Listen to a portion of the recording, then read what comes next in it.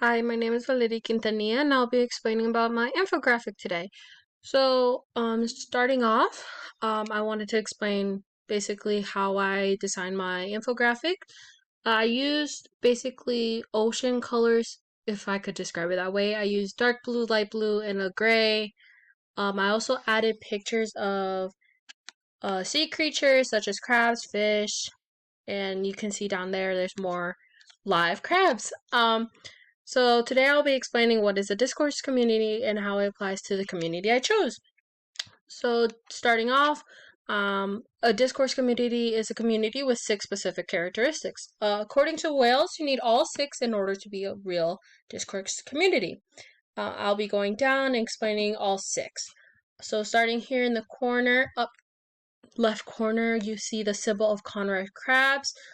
This one specifically is located in Parkville, the one I'm going to be semi-talking about today.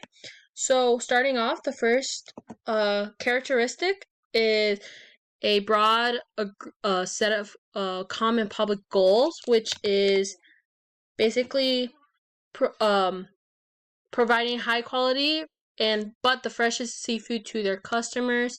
Parkville always prides themselves into giving the best high quality seafood that they can get to their customers every single day. The second characteristic is the mechanisms of intercommunication. Conrad uses Schedule Gopher in order to communicate with his members, which brings me to the third characteristic, which is the use of the communication mechanism to provide info and feedback. Schedule Gopher allows the members to provide info and feedback in order to improve. They also show the shifts for the upcoming weeks, but they also inform of upcoming activities, and it allows for everybody to basically communicate with each other in order to improve for the better. The fourth characteristic is one or more genes that can help further the goals of the discourse community.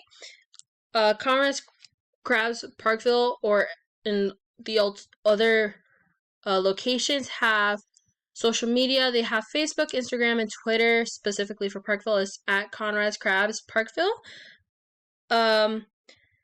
They have these social medias in order for their customers to basically log in and see what's happening, special deals, daily things that's happening in each location. The fifth characteristic is specific lexes, which is language. The language that's used so we understand what's happening, the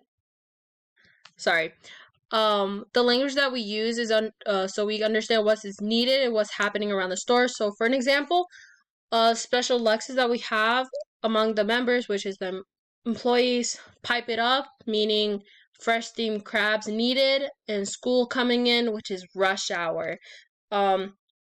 For special text, school means a large group of fish, but the fish are the customers. So we just say school's coming in, rush hour.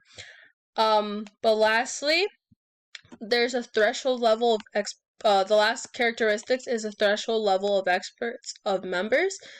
Usually there's 23 to 26, but adding up all the 6 locations, one that's only open during Maryland crab season, there's more than 30 members. And basically that's it for explaining my infographic. Thank you.